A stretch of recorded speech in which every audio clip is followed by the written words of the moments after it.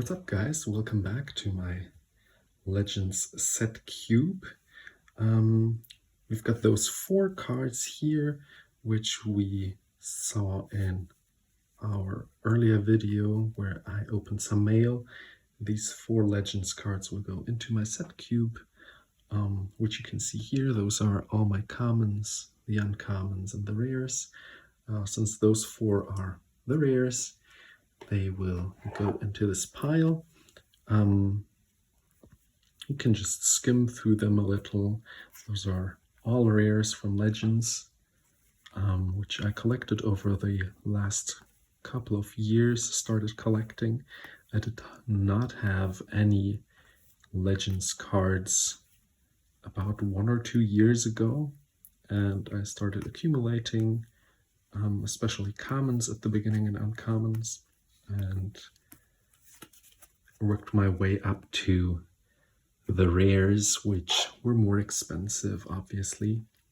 This card, for example, but also different other cards, which were a little more expensive. This card is so great, by the way. This Wizards does not print such cards anymore today. This is Falling Star, and you can flip it over the table. You have to, let's see, from a height of like at least a foot, you throw it at the table, and all the cards it touches, Falling Star deals 3 damage to. So that is such a funny card, but Wizards does not print any cards which have to do with dexterity anymore. But for a cube, this is such a funny card, because imagine a person drafting this card and being like, what? And they're able to play it, and obviously then you're like back then you would spread out your creatures like a lot, so you could not hit them at all. And then you would try to make up rules like how far could they go, could they be away from each other. And well, for the draft environment, for the set cube environment, I would just say spread them out on the play mat. That is your area, and then you can spread them out if you have 3 creatures like that, and that's fair in my eyes. But yeah, that would be so funny to see. I haven't drafted with it yet. I drafted with one person, just the 2 of us, just for fun, to see what we would pull from the boosters. But as you can see, like, not the heavy hitters. I don't have those yet, since I focus on playability first, not the heavy, hard, expensive cards first. So that I add cards like these 2. This one was about 100, and this one as well.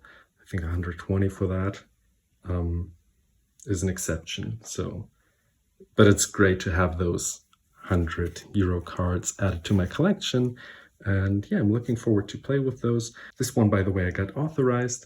Many people who are more into signatures were like, yeah, that's an older signature, so this one should be legit, and goes into my collection, and I'm looking forward to playing it one day. By the way, this card lets the game end in a draw after 2 turns, which is so funny. This card does not win you games, but ends them in a draw. Yeah, so, and let's just look through another couple of uncommons, and maybe talk about the state of the market, because some people might wonder, why do I collect Legends cards? Not only because they're old I collect them, but I also see financial value in them for later on. In the next 5 to 10 years, I think this collection will only double in price, if not more, and these cards will be so scarce.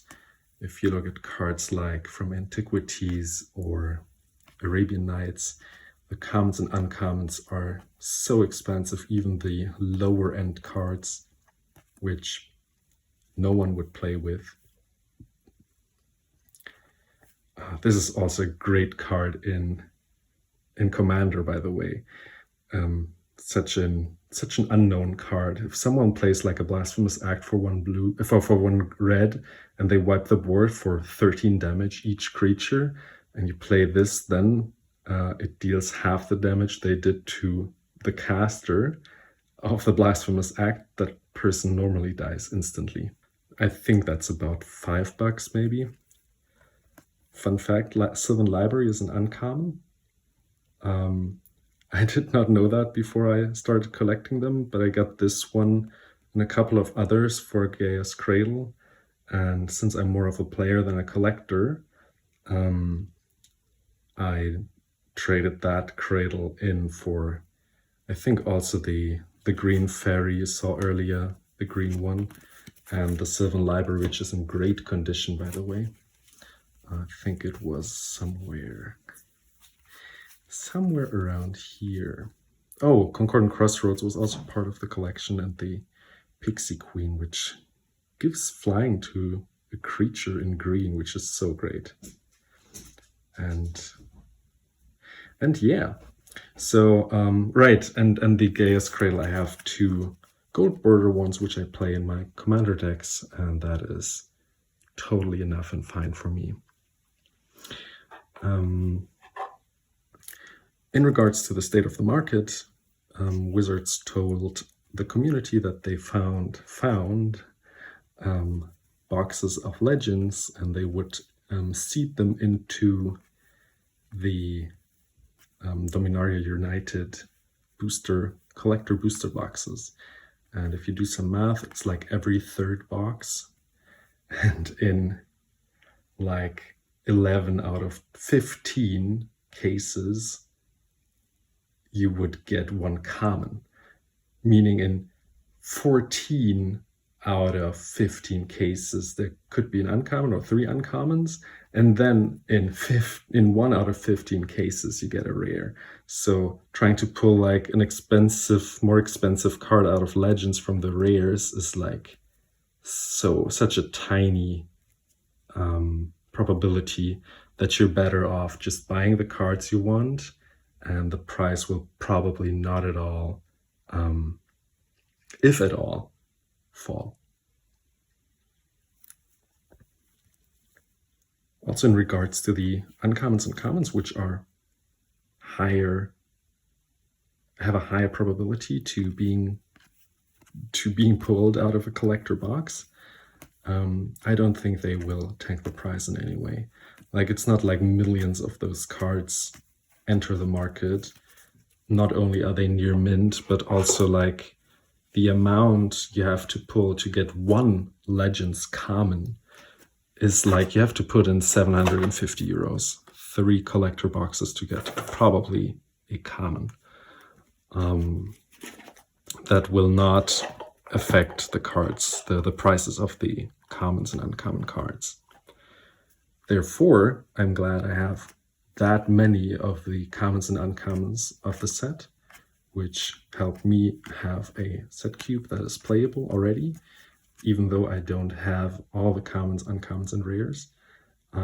By the way, I looked up some numbers, like Legends has like 57 commons, where you have 29 at C1 level and 46 at C2 level, which means C1, it appeared once on the print sheet, while the C2s appeared double as often on the print sheet. So if you start counting the cards, I did not sort them at all. I'll probably upload another video where I sorted them, and you can look at the distribution of my Legends set cube. Then you see that some of the cards are in here double as often as others, but also maybe because I don't have them all yet. So there's that also. So if you count and you recognize, oh, you did like, you have this card only 4 times and you need it like 6 times maybe, that's the reason maybe. Why? Because I don't have it. Right. By the way, the uncommons, you have 114 of them in the set. There were no rares, but there were rarer uncommons. There were 107 U1s and 7 U2s. So again, the U2s being more common than the U1s, double as often, meaning some of the rares or uncommons, I would have double as often.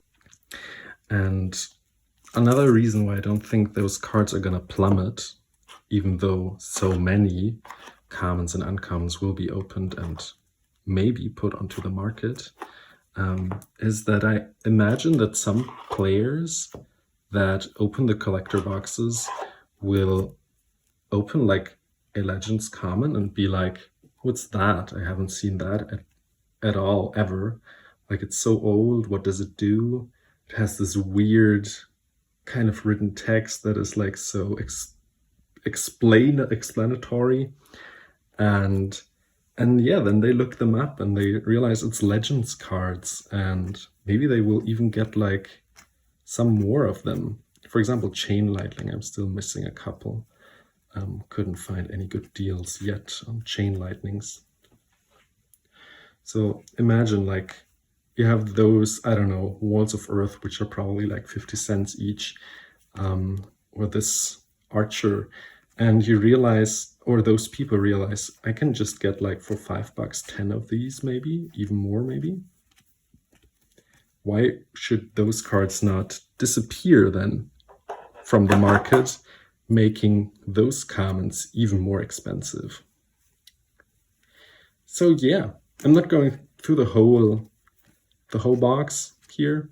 The third one also has even more commons. Yeah, if you liked what you just saw, just leave me a like and comment or subscribe, and let me know what you think. Until then, take care.